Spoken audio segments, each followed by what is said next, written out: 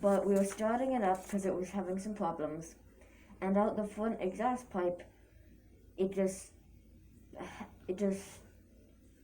sounded like a rifle had just shot out the front. It backfired. And it just left a large mass of smoke. Yeah.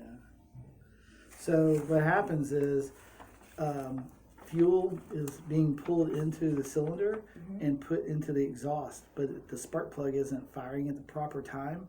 And then at some point the spark plug fired while the exhaust valve was open, and it ignited all that raw fuel in your cylinder and in your exhaust pipe, and it expands faster than it can get out the exhaust pipe. So then you get the very big bang. That's all it was. So you just have either have improper timing. So is it running now?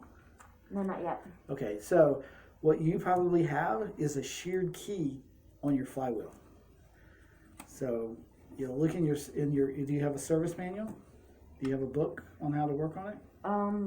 We use it on and we've used stuff like that on the internet. Okay, so a very, very common issue is a sheared key.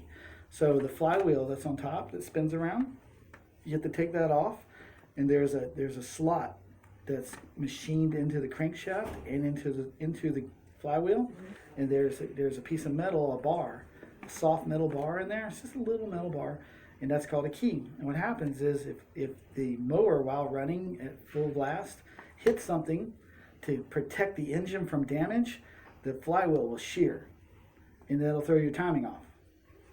And so then your spark plug won't fire at the proper time. So it'll misfire every time. It'll just sit there, it'll start and crank and spin, but it will not run. So if you take the flywheel off, replace the key, it'll start right up.